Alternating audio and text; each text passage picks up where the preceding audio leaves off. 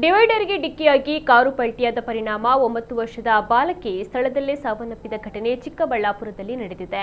9 ವರ್ಷದ ಅಂಕಿತಾ ಮೃತ ಬಾಲಕಿ.